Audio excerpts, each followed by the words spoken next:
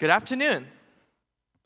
Before I tell you anything about who I am, I want to invite you to listen to a sound. A sound you may have never heard, but one that has shaped me more deeply than any passport, textbook, or diploma ever could. And it goes like this. 要是今朝念啥子？饭都冷了，快点来吃饭。 Yeah, you don't need to understand the words. You just need to feel the pulse. And that is my grandmother calling me to dinner in Sichuanese, the dialect of southwest China. To some, it might even sound a little rustic at first glance, with its earthy tones and colloquial phrasing that feel far from standard language. But that is precisely part of its magic. Maybe you don't know the meaning, but maybe you recognize the warmth. Maybe you sense the rhythm, and maybe it reminds you of a voice that raised you. A voice that guided you long before you could spell your own name. And that is why you might want to stay with me today. Because this isn't a talk about language. It's a talk about the sounds that build your identity and how we can return to them. Today, we travel not by plane or map, but by sound. Today, my dialect becomes our time machine. I grew up in a multilingual environment with multiple dialects. At school, we spoke standard Mandarin, but at home, my maternal grandmother and paternal grandmother spoke two completely different dialects. I didn't know it then, but I was already time traveling without leaving my street. Mandarin pointed me toward the future, and my dialect pulled me back towards something far older. But I had no idea how old. When people look at China from the outside, they often imagine a single continuous civilization. But inside, China is more like a quilt, woven from many ancient cultures, tribes, and forgotten kingdoms. Sichuan, my home, was once the land of the ancient Ba and Shu civilizations, whose bronze masks, gold staffs, and buried cities discovered at Sanxingdui and Jingsha reveal a world full of creativity and mystery. The language story of Sichuan is just as layered. According to linguistic research such as Studies on Sichuan Language in the Song Dynasty by Peking University Press, the foundation of modern Sichuanese did not form in remote antiquity, but during the Song Dynasty. Large groups of immigrants from northern China entered Sichuan at that time, bringing with them the speech of the Central Plains. Their language settled into this land and began to develop its own character. In the Ming and Qing dynasties, another major wave of migration, known as the Huguang fills Sichuan, introduced new dialects and new voices. People rebuilt destroyed towns, worked the fields together, raised families, and created communities. Over generations, their speech blended and gradually became the Sichuanese dialect we hear today. Within this long evolution, earlier local languages may have left subtle traces, small phonetic features or regional habits that hint at deeper layers. Scholars are still studying these details, but the spirit of the ancient Bashu world lives on in a different way. Culture leaves echoes beyond words. It lives in rhythm, in tone, in humor, and in the emotional patterns a place teaches its people.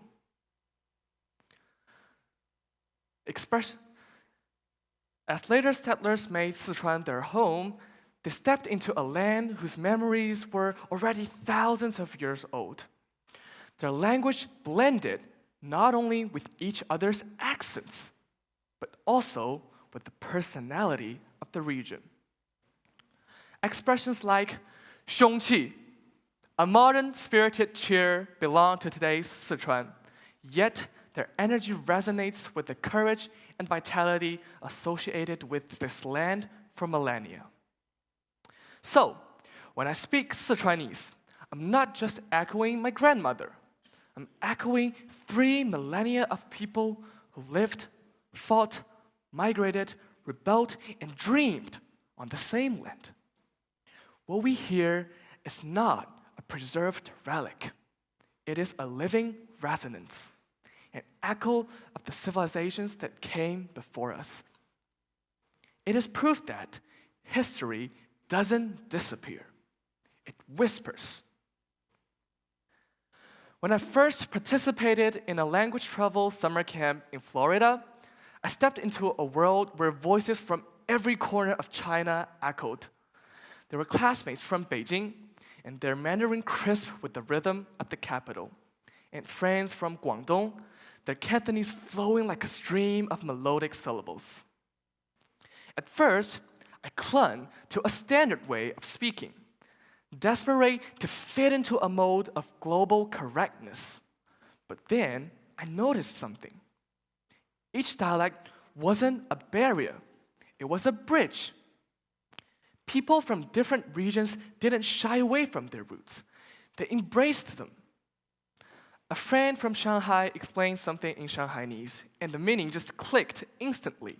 Like when a Shanghainese friend said 门槛精 门开镜 to describe someone clever but likable, or when a Sichuanese friend said 拜龙门阵, and everyone immediately knew that they were talking about chatting casually over tea or snacks.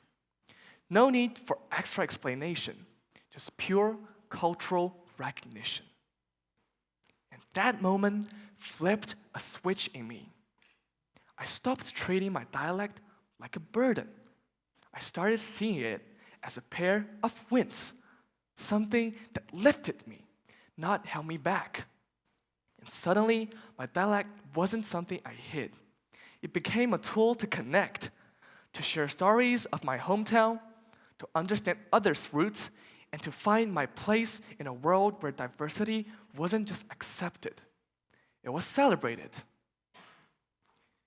And now, I want to take you with me for a moment.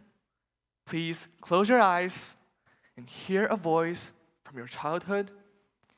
Maybe it's a dialect, maybe it's a lullaby, a nickname, a scolding, or the sound of a parent chopping vegetables in the kitchen, and that is your root.